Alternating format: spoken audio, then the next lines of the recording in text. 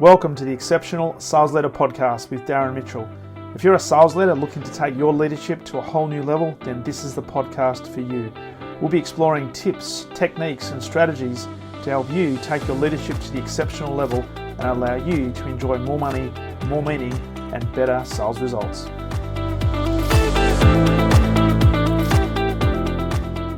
Welcome back to the Exceptional Sales Leader Podcast, and a very special welcome to a man who has been a connection on LinkedIn for quite a while. He is a man on the Northern Hemisphere side of the world. He's also a sales leader. He's a speaker, trainer, coach, author, podcaster, software developer, sales mentor, Mr. Ian Selbie. Welcome to the podcast. Darren, my dear friend, I know we've been following each other on LinkedIn for a number of years, and I feel like we're brothers from a different mother. So great to be on your show finally. Looking forward to having you on mine, my friend. Thank you. And it's interesting how people connect. And we were just talking before we press record how you've got a number of, connections all around the world, and particularly in Australia. And you recently met with, in person, one of those connections. Anna, who's a phenomenal individual. Anna Glenn, if you listen to this, shout out to you. It's interesting how big the world is and yet how small it is when you can be on a podcast like this, have a conversation face to face, and in many cases not ever meet face to face in person. But when you do, it's like, hey, we've known each other forever. It's exactly how it felt, Darren, when I met with Anna. And Anna Glenn is a wonderful human, great author, been a guest like yourself a couple times on my podcast. And it was just when she said she was coming with her family to Vancouver and then up to Whistler, I was like, oh, I get to meet. What is, because she invited me out for a lunch or Yeah. a happy hour, and I was like, oh, I'll be there. I don't care how long I have to drive. Just a wonderful opportunity to meet. Because you're right, thanks to, and maybe thanks partly to COVID, we all got adapted to Zoom and Teams and the online way, and it does shrink the world. But It when you does. do get a chance to be face to face, it's a beautiful thing. And I think it's a good segue into sales because with all the advent of technology and certainly out of COVID, where everybody was forced to be in some sort of isolation and then go online, the human connection is such and continues to be such an important element of sales. So when you can get face to face, yes, it might be, as you rightly said, it might be an hour to drive, but if you can do that, it's a very worthwhile investment because if nothing else, you're planting some great human seeds for future development. Oh, there's no doubt about it. I mean, yes, COVID was tragic. It was terrible for everyone, and we all had to adapt. I think it created some really lazy behavior for some salespeople Mm, that they used it as a crutch. Oh, we're not allowed to go. We got to wear a mask. All I can do is phone people. Well, yeah, no, but your job is to overachieve your target. And you're right, Darren. I mean, there's nothing like an in-face meeting mm. to really build that relationship and nurture it. And it's worth driving it flying. It doesn't matter how you get there. That's an investment in the relationship. And the person on the other side of the desk sees it that way as well, for Yeah, sure. they do. They do. So, Matt, looking forward to this. And as we said before we press record, we're not quite sure which direction it's going to take, but it'll be an interesting direction nonetheless. I know you've been in the sales leadership, sales mentoring, business development for over 30 years, but can you just give us a background of what you did before that and what was the catalyst that drove you into this area where you're working with sales organizations, CEOs, and helping not just turn around, but driving exceptional selling? Great question. And thanks for asking, Darren. Prior to launching my business, I guess it's 30 years ago. That's what the gray hair is about. I was blessed and thankful for spending 10 years with Apple back in we used to call it the Wild Wild West days, 84 to 94. And in 1990, Apple recognized me as their top salesperson in the world, Wow. thanks to a couple of large enterprise wins I had in Western Canada. And I loved my ride at Apple. Still have my picture with Steve Jobs on my desk. I met him a number of times. Just yeah, he was my hero. He wanted to change the world, and that lit a fire in my heart. It was like, yeah, so do I. And he was only 3 years older than me at the time. The first Okay. picture, I think I was 25. He was 28. We were at a sales conference in Hawaii, and I had to go meet him. And I was the youngest guy in Apple Canada, and all my colleagues, what are you doing? Don't be a groupie. I said, are you kidding? He's the reason I joined. I have to go say thank you. And wow, right? I have to go do that. So someone took the pic, took a pic, and it's not the days of the iPhones, Darren. We're going way No. back. This is one of those old The old family, Kodak. exactly. And I got it framed, put it in my cubicle, and then later I don't know why I had the picture, but I was just so proud of meeting Steve Jobs. I've written books and all that stuff many years later, and I put the picture, photo enhanced, of course, in my books, and it's still a fond, dear memory of mine, and a catalyst to get me going. Like I worked my way up through managing the dealer channel, the partner channel, then enterprise sales. Then I became the sales leader for Western Canada. And then the downside. So Microsoft and Apple went to war and court over look and feel. And so Apple, it's weird, Darren. When I talk about Apple, I still say we. I don't know where Yeah. that comes from. I don't know. Yeah. But we lost the court case and we had to downsize. So that was my job. And it's a terrible, if anyone in sort of the corporate world has ever had to downsize, hey, laying salespeople off that aren't getting it done, that don't have activity or results, if Yeah. you have one or the other, you're coachable. But if you don't have Yeah. either, that's not a hard thing. Mm. But when you have to do it to people that bled for the company, that really that was really hard. So I decided to start my own business. Um, I went to a seminar. Wait, this is the catalyst. I'm not sure if you want the whole story, but Yeah, absolutely. and there was a guy. There was like 8 keynote speakers. It was a 1 day thing. I think it was like $800 back in the day, and a whole bunch of great speakers like Zig Ziglar. You know, they like all kinds of high-end people. And this guy gets up named Robert Schuller, Yeah. who's a pastor of the Crystal Cathedral Church in Anaheim. And we're all kind of why I'm scratching. So why are you here? Because all these other guys are business people. And but anyway, open-minded, whatever. He says, I guess you're wondering. So he's his turn. I guess you're wondering why I'm here. And yeah, it nailed my head. Says, I know a lot of successful people, and I think it comes down to 4 things, only 4 things. So I knew, Darren, at that point, I knew I wanted to start my own business. Yeah. By then, I had a stay-home wife, a big mortgage, a couple of babies at home to feed, and I was doing very well at Apple. But to go on your own, as you know, is a big risk. You got to jump out of the airplane and hope that the parachute opens. Absolutely. But the fact this guy said it's only 4 things, I might have a chance at 4 things, right? So those 4 things, I won't bore you with the details unless you want them, but those four nuggets of advice, I resigned the next day and started my business. So without going into detail, what were the four at a high level that he shared? See, now I knew you'd ask me. I guess I set it up for you, volleyball. Well, the first one, and he's a preacher. Yeah. He runs a church. So the first one is start to play. So that means, what do you love doing? What are you passionate about? What Yeah. were you born to do? And like think about it, your life is your movie. You've got to be the starring role in it. You're not supposed to be the supporting actress or actor. You've got to like, bring all you got to it because that it's meant for you. Yeah. And that was like a bullet through the, and he had us all write down on a piece of paper, what do you love doing? And I think I got down to 6 or 7 and he stopped and he asked the room, I think 8,000, he said, so how many of you, as you look at your list, do this every day for a living? And of 8,000, Darren, there might have been 70 people that stood up. Wow. The rest of us are clapping for them, not even knowing why we're clapping. And he said, this was the bullet. What are the rest of you waiting for? Yeah. And I was like, oh my gosh, you just nailed me. You just boom between the eyes. And then, of course, he's a preacher. So they rhyme. So I'll rattle them off. Yeah. Start to play, and that's when the play piece I think is maybe the most important because it gets us started. Yeah. Stop and pray. Say thank you. The third one is uh, plan to stay. So there's a few things with that. Like you got to have a plan, and you got to be long term. And the fourth one is prepare to pay. Mm. So if you're going to chase your dream, your passion, it could be a while till you push that rock up the hill, Yeah. till it gains some momentum. So you've got to be, really committed to what it is you're doing.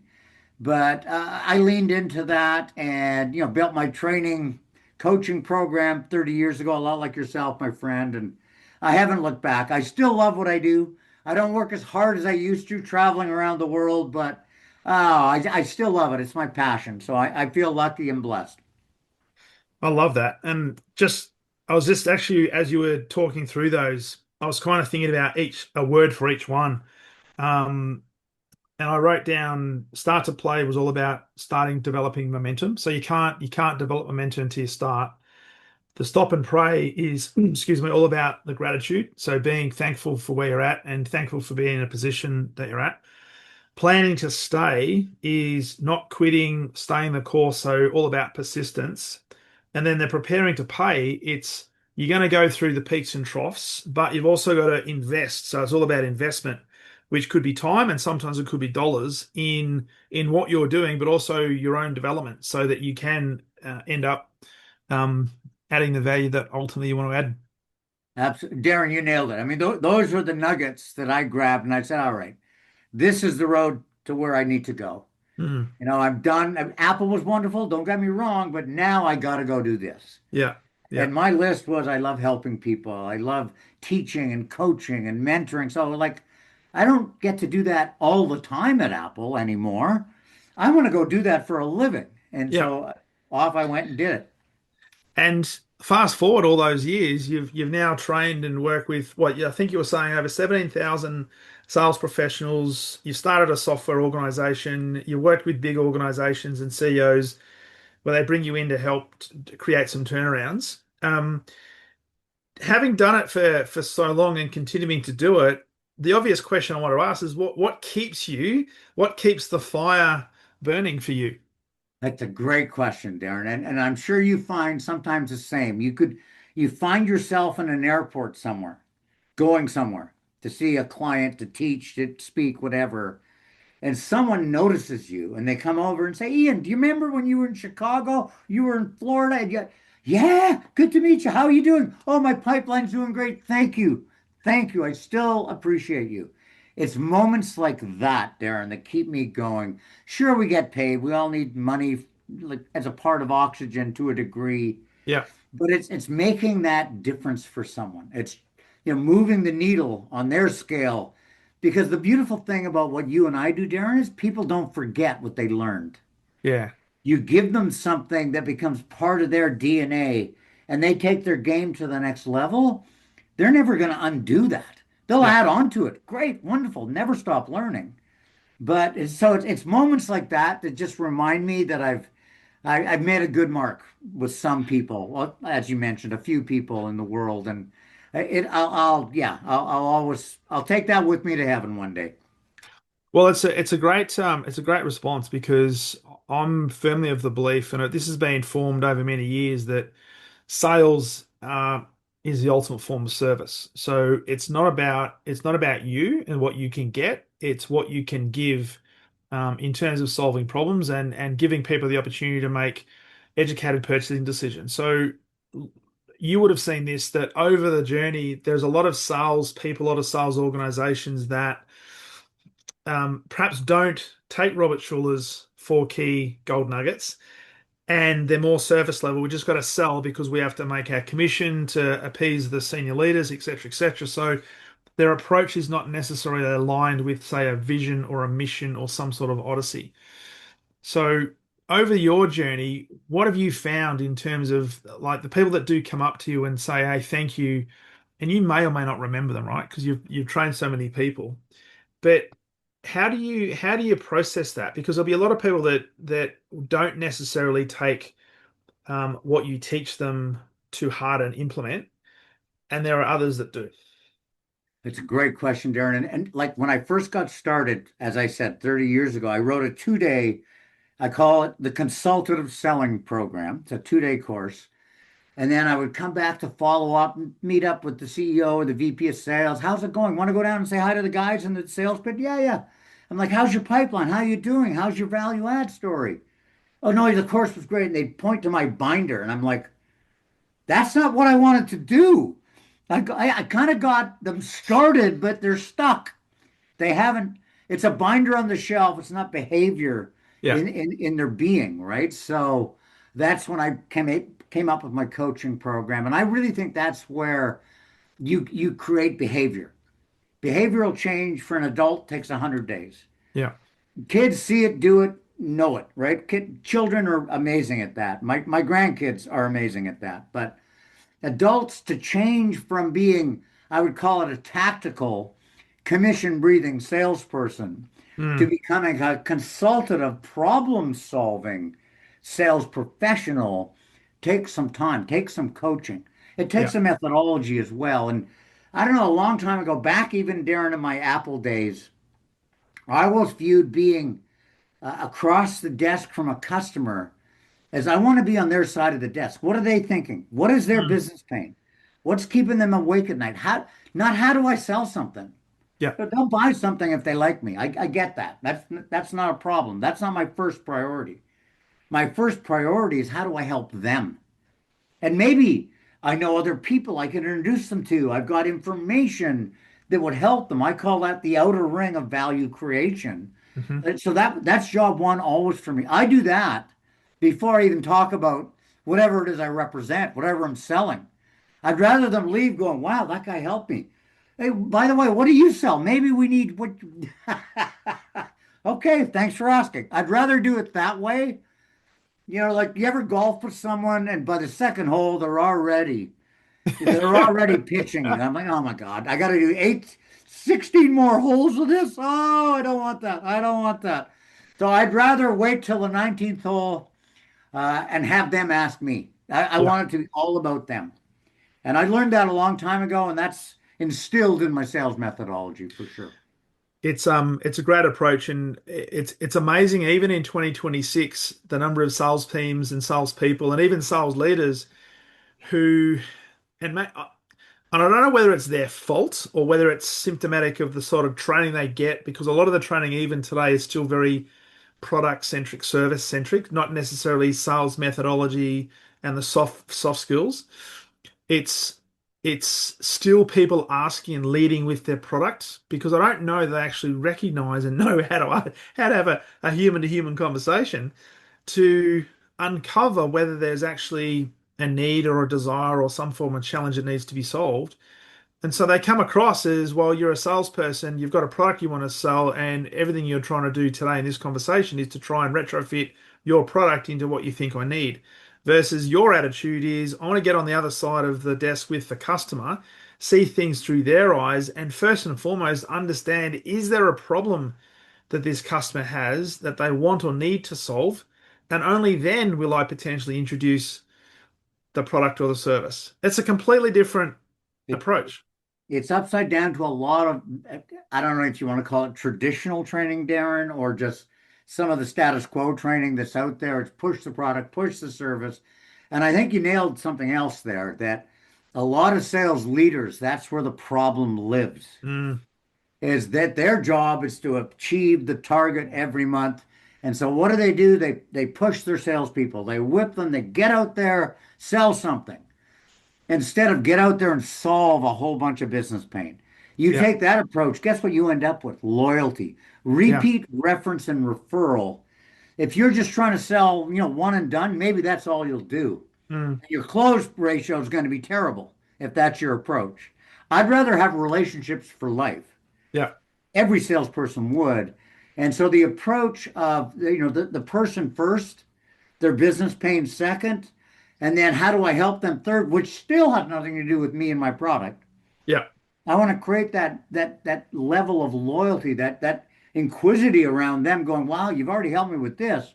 What else? How do I help you? I'd Mm. rather them bring it to my attention that I haven't, had commission breath, right? I'd rather I love that. It's one of those global terms that everybody resonates with. doesn't matter where you live. And so many, like millions and millions of salespeople are doing it wrong still. You They nailed are. it. They are. So, but what do we say though to people, Ian, where, okay, I've got a target to hit. I'm being ridden by my sales manager, my sales director. We've got to hit targets. I'm under pressure. So, because part of what you're saying there is we have to have a sense of urgency, but tempered that with a level of patience because we don't want to be pushing the customer because the customer will be in a certain buying cycle and only a small percentage will be ready to buy now. Is the solution simply, hey, you've got to have enough people to talk to, so the law of averages will play out? Or is there something else scientific behind it, do you think?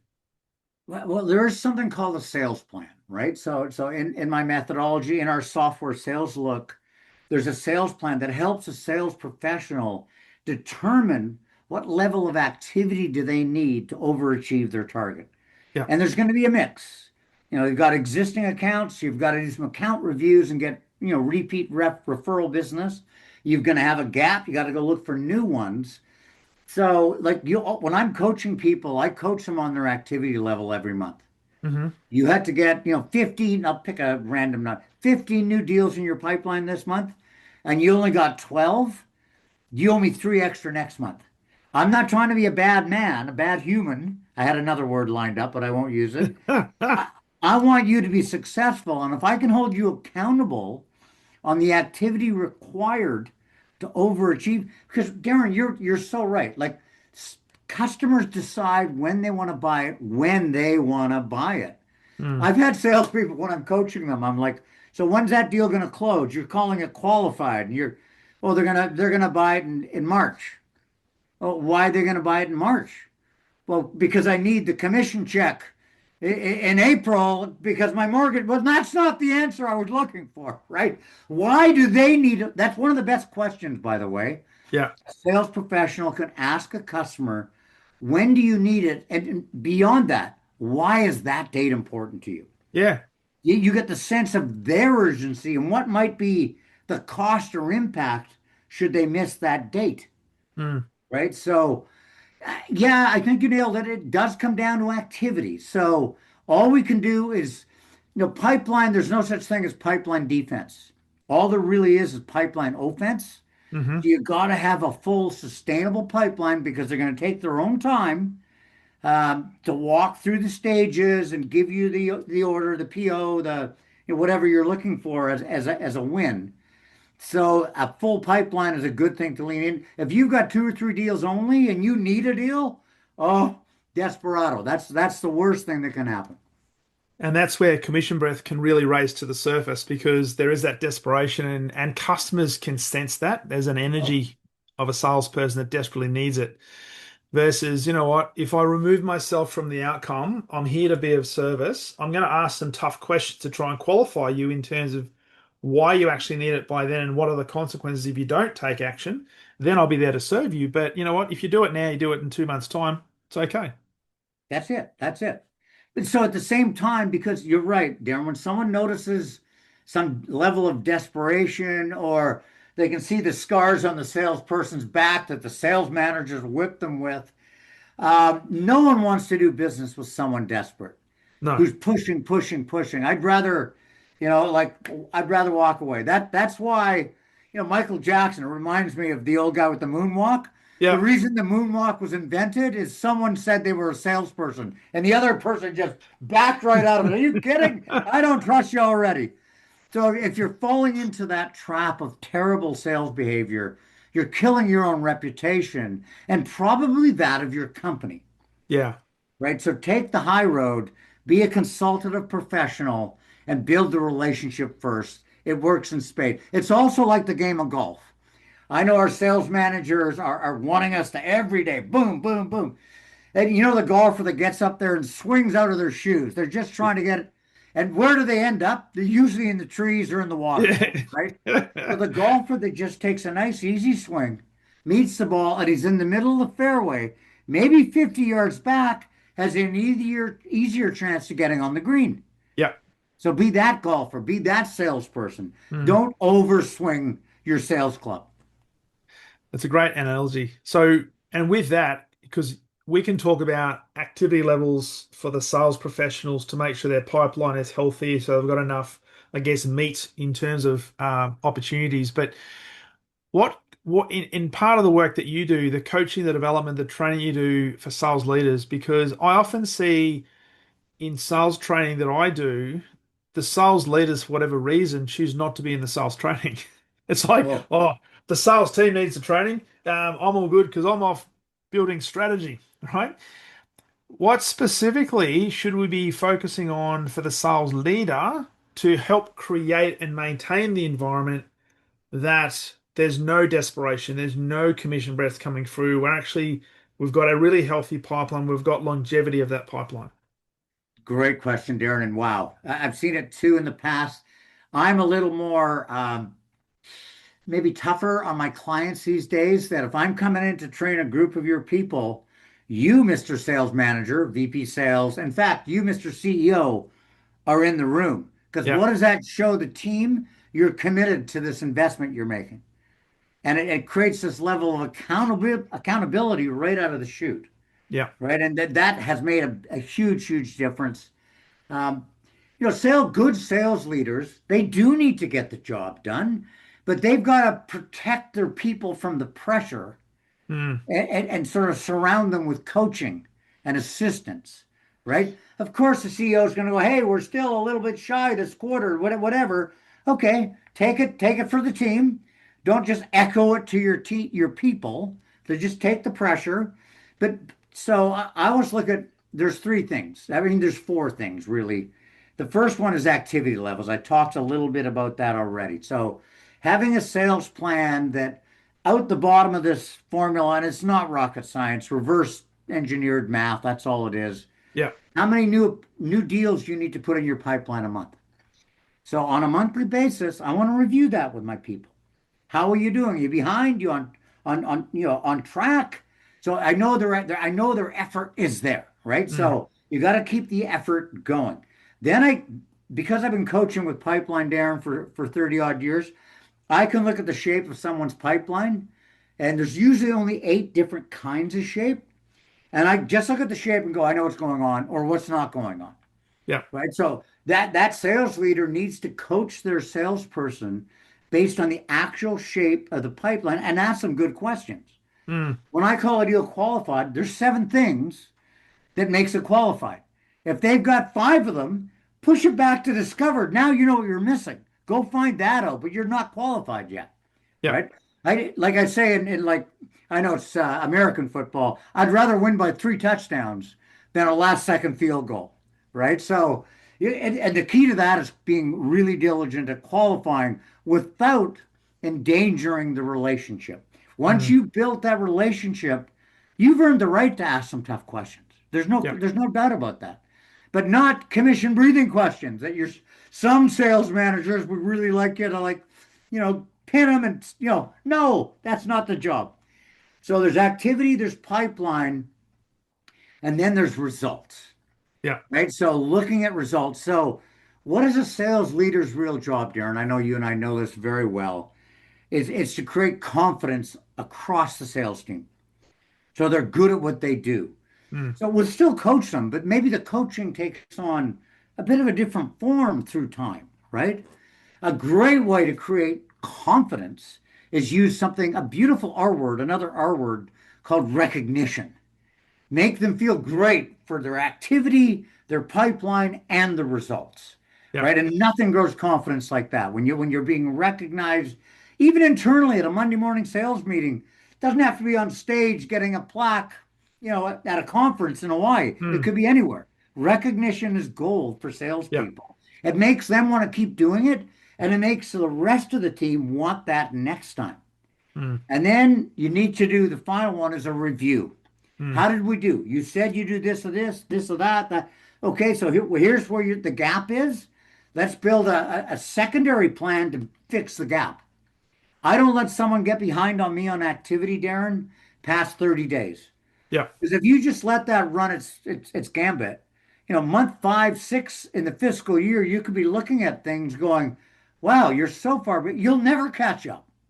There's not even if you started tripling your activity, the fiscal year will be over before you know it. So Yeah. I don't let people. So sales leaders need to hold some accountability, but they need to do it with honor, Mm, not with a whip.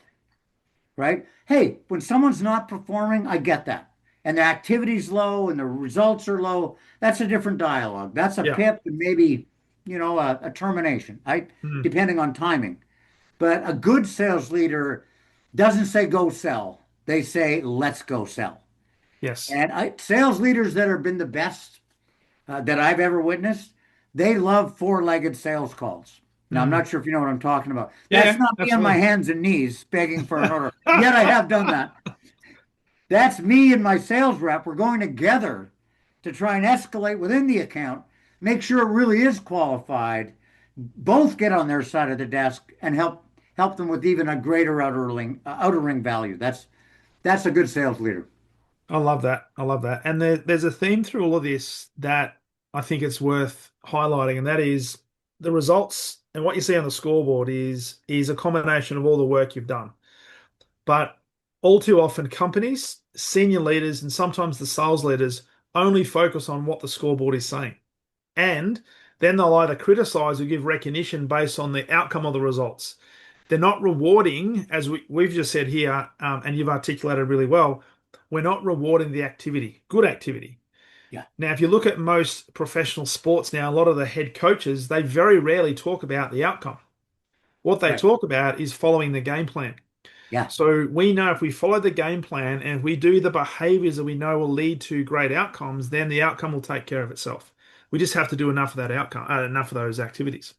Absolutely, Darren. That's why I like effort. I think of the game hockey because I am a Canadian.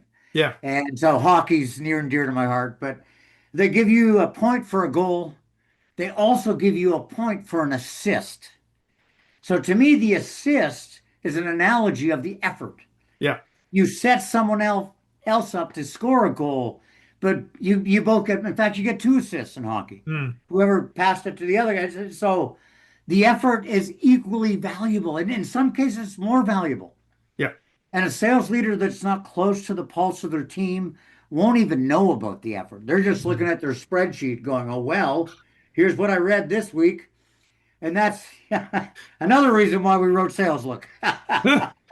Well, and that's I want to segue into that in a second, but it's an important point I want to highlight is that often sales leaders have been made sales leaders because they've been great salespeople.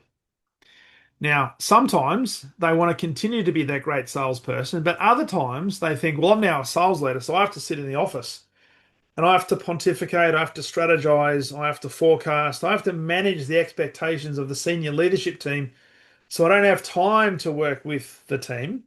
No, no. When you're a sales leader, your team want you to be with them in the trenches, not doing it for them, but coaching them, mentoring them, helping them, doing those four-legged sales calls. So be very conscious of where you're spending your time, is what I'm saying there. Well, it's so big, Darren. That's a whole new other episode, really. Like I've written a few executive white papers, guides, whatever. One of them is the seven deadly sins of sales leadership, and you just touched on one. So sometimes the worst thing a company can do is take their top salesperson, their top producers, promote them to sales leader without training them or developing them with leadership skills or tools or anything, and just say, work your magic. Like you're so awesome. Like make them be you. And so many bad things happen as a result of that. I've seen it so many Yeah, times, time again. It's, like I think parenting, Darren, and sales leadership have more in common than selling and sales leadership. They're two different skill sets. yeah, And sometimes your best new sales leader might be third, fourth best on the team mm, because they've got that innate ability to coach and yeah, listen and have, compassion and still want to get out there, not sit behind their spreadsheet glued to their mm, desk, looking at what result happened an hour ago, right? They're not micromanagers. They're colleagues. They're collaborators. mm, Those are the best types of sales leaders. Do we still have to develop them, train them, give them skills and tool? Absolutely, we do. But yeah, that's what you should do with any leader. yeah. Absolutely, absolutely. Um, so let's talk about sales look. So you mentioned before that a lot of sales leaders are stuck behind the desk. We spend too much time on the CRM, punching away at the keyboard. Uh, what was the gap in the market that you identified that that led you to create Sales Look, and what's the, I guess, the intent of Sales Look? What's it designed to do? A great question. Like yourself, I've been coaching like so many salespeople for many, many years, and CRM wasn't really around 20 odd years ago, but for the last 10, 15, it has been. And I would coach salespeople, and you get to know people when you coach them, right? Sometimes you become their life coach, and I know that just happens. But and I had people say, Ian, do you realize how much time it takes me Mm, to update the CRM? It's like over a day a week. So that's like lost selling time. And I was like, and even when coaching, they'd have to email me a download from their CRM, and I had to put it in a spreadsheet myself, look at it sideways to kind of make shape out of the sense, if I even could, and coach them accordingly. And I thought, these poor people, and there's so many, there's millions of salespeople losing millions of hours every week yeah, because they have to be handcuffed to a keyboard updating a CRM. And I'm not going to, throw any CRMs under the bus. They know who they are, yeah, so that's fine. So I thought, if I could give the gift of the sales world that's been so generous to me that I love and I'm passionate about, if I could give them a gift, while I'm still walking the planet, it would be a tool that makes it easier and way less time. So we developed this that because what do you really need was I don't even want to call it CRM. I want to call it yeah, sales software. What yeah. do you need to track your pipeline, your activity, and coach people with their pipelines? You Mm, don't need rocket science. You don't need to boil the ocean in software. You don't need that. You don't. But it's happened. And so we've done time trials. SalesLook's been out for a couple of years now, growing its own legs. Salespeople are in love with it. So are sales leaders, by the way. mm, And so we've done time trials. I can put a new deal into SalesLook in 7 seconds. Other CRMs, I said seconds, yeah. Other CRMs, as you know, as I know, well, far too well, it can take 10 minutes. yeah, And then it's almost like you need to leave a trail of breadcrumbs behind to find it again later yeah. because it's in there. I don't know how to find it, but so with Sales Look, it's a dashboard that just shows your pipeline with different colored cells that represent different lines of business at the different stages of sales process. I love Hmm. sales. So interested, the first meeting, discovered there's a deal, but I gotta go qualified, selected, and then closed. So you can look at shape.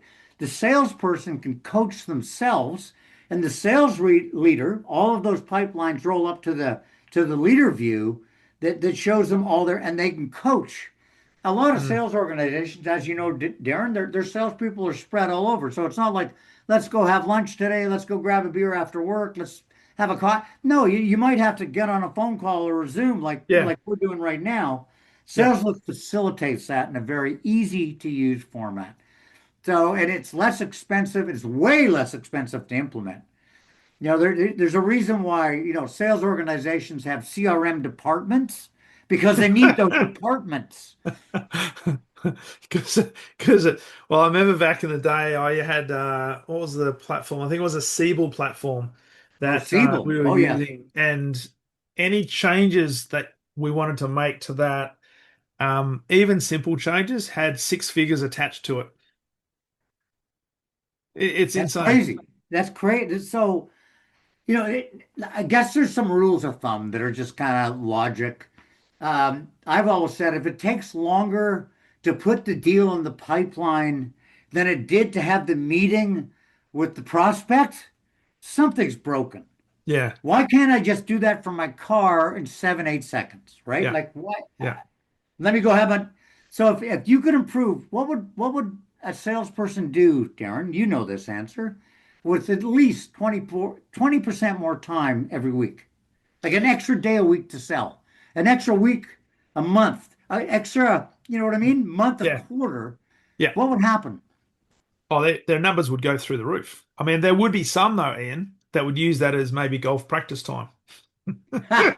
And that's all right. If they're, hey, as a sales leader, if someone's over planned, they're blowing their number out of the weather, or buck 20 over percent, Greg, you want to go play golf? Bring a Go for it. customer. course I'll sign your expense report. That's it. That's it. So the other question I wanted to ask you around sales look is it's not replacing a CRM. It's like an overlay to a CRM. Is that correct? So you put stuff into sales look and it integrates into it? There's ways to do that, Darren. There's definitely, we've written Sales Look with an open API. I'm not sure if you know what that is, but that means it can be glued into other traditional platforms, ERP or CRMs. Yep. Inside sales could do all the heavy lifting and cut and paste while the sales reps out doing their job, building Yep. relationships and making more sales. But we're not trying to replace CRM. Smaller companies, if you've Mm. got 10 salespeople or less, SalesLook is right in the sweet spot for you. It Yep. truly is. The bigger ones, yeah, like we've had lots of trials and people run both platforms. But what you don't want to do is have the salesperson having to do both. Yeah. 'Cause that's not the intent. It's to free them to, like free your sales force. That's one of our slogans. Get them Yeah. off the keyboard and in the field, right? And they can update as they fly. And someone in inside sales could see everything that's going on in sales look, and they could feed the machine, right? Not your expensive, important relationship talent out in the field. And it's a really interesting point because there's a lot of companies that put the onus on the individual sales professional to continue to keep up their CRM compliance. And it is a compliance. It's a tick the box exercise because finance needs it. The chief financial officer needs this. And so they do take time off selling time, prospecting time, account review time to put stuff in, which is administration. And if you like most salespeople, they don't necessarily like doing administration. What they want to do is go and sell. Yeah. And it's just it always there are some organizations, there's some industries, financial services as a point in fact that they need to record not data like not audio record, but they need to create a dialogue, this ongoing of all communication with the customer for compliance reasons. Yeah. But why should the salesperson be Mm. taxed with that burden Yeah. at the Yeah. cost of selling time, Yeah. right? Absolutely. So when you Absolutely. ask a CEO, an owner of a company, what would you rather have? More sales or salespeople typing? I don't know. I've had a number of sales jobs before I started my business, and have you ever been asked how many words you can type a minute during a sales interview? They need to be Never. asking that now. They need to be. That's terrible. It's absolutely terrible. Yeah, and it's become more and more, and it's interesting that the salesperson or the sales professional has almost become the bottom of the funnel because they're almost a catch-all. So marketing, oh, that's all right, we'll get the salesperson to do this, or engineering or design, whoever, just get the salesperson because they own the relationship with the customer. So everything defaults back to the salesperson. So they're supposed to be doing all things and be all things to all people, which is not. What we're trying to say is, Productivity is so important. But making yeah, them data slaves, yeah, I'm sure no owner, no CEO would want to do that with their front line. Who, no, what's the most important part, organization to any company? The customers. yeah, So the more sales time you give your front line, the better their experience and the more you'll grow, right? So don't tax them yeah. being a data slave. Let someone else internally back at the office do all the typing. Absolutely, absolutely. Love this. Hey, I'm conscious of time. You got a call to get ready for. So, looking forward. So, having been in the industry for over 30 years and the work that you're doing and with sales look and so forth, as you look into the future and thinking about the changes in the macroeconomics, things like AI, what's your forecast? How are you feeling about the future around selling, sales leadership, but also the profession of sales? Are you buoyed with optimism, or is there some things we need to be conscious of, do you think? I think there's tons of optimism, Darren. I always do. I think that for one point, AI. So AI, like many technologies, I've been in the technology sector, as you know, back in my Apple days for many years. And there's been many waves of technology. And I'm saying they come down. Some stay and they stay up, like Zoom, like, this environment. AI, I think, represents that as well. I don't think AI is going to replace a salesperson Hmm. ever. No one wants a relationship with a robot.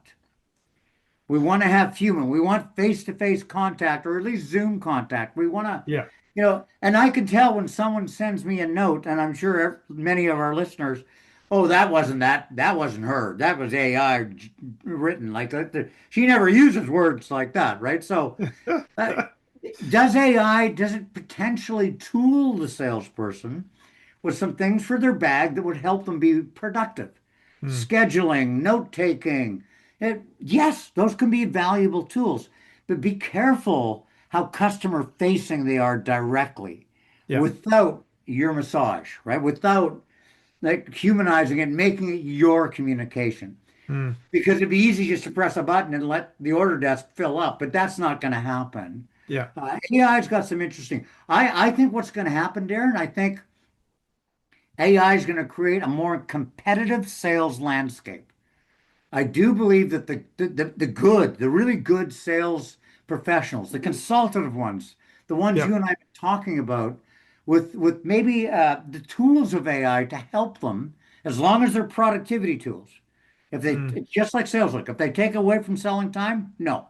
If they add to selling time, yes, that's a simple ledger of pros and cons right there. Yeah. I think the good ones will even go higher. Mm. And the ones that are hiding behind it are they're gonna be in trouble. They're gonna lose market share. They're gonna lose clients. They're gonna lose some of that momentum that they're humanly trying to create. So Yeah. I don't know, I think the future is really bright. And for sales leaders need to look at it beyond just the numbers. Mm. They've got to become people leaders, not numbers leaders. Yeah. And I some love of that. them are good at that. They're just natural at that. Like if you ever coached your kids' soccer team or hockey team or go like, okay, so you understand everyone's a bit different. They do it differently, but they still want to get a par or a birdie at the end. So if we look at it that way instead of, oh, you took, you've got different clubs and so what? The clubs aren't the game. The objective is to win whatever game we're playing. So the Yeah. more we can make that game the same, Darren, this sales leadership need to like have a consistent sales process. Mm. That's going to help them, and it's going to help them do their number one job, which is being a proactive coach and mentor of that process. So be a real people leader, not a numbers leader. Love that. That's it. That's a Right. t-shirt. You and Yeah, it I should is. have It that is. I t-shirt reckon you should put it on your website and a t-shirt. on You could yours. We'll probably put hand it them on out for caps. everyone who listened. Ian, fantastic conversation. Really love this. The best place for people to connect with you, other than LinkedIn, because we'll put LinkedIn on there, because I know you're a big user of LinkedIn. Where else can people connect and learn more about you? Well, my email address, if that's how people wish to communicate, is Ian. It's really Ian. Ian at ianselby.com. Really easy. Ian at ianselby.com. My website, salesmentoru, just the letter U.com. At saleslook.com if people are interested in the sales software app. And I'm happy to add friends on LinkedIn. Always, I love dialogue. I love anyone that wants Yeah. to talk sales. I'm wide open there, like yourself, my friend. And you are all over LinkedIn, which you're always commenting on stuff that I put out. So greatly appreciate that. So I recommend people connect with you. The other thing I will let people know as well is you're also a podcaster. So Confessions of a Sales Pro. So I'll put that in there as well so people can check that out because you and I have shared a number of guests We on the have, podcast. and I need to get you on my podcast, my friend. We'll Well, schedule that on our next communique. we have to organise that. Absolutely. Ian, it's been an absolute pleasure. I'll put all that on the show notes. Been a great conversation. All the very best. I know it's taken a while, but so glad you could be on the podcast and thanks for a fantastic conversation. Thank you very much, Darren. Had a great time chatting with you. All the best. Thanks, mate.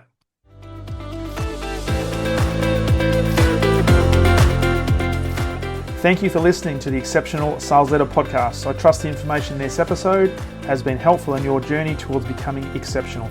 And remember, please take the time to rate the show, subscribe to the show so other people can find it. But also, if I can help you, jump on my calendar, go to leadwithdarren.com and let's have a conversation about how I can help you along your journey to being exceptional.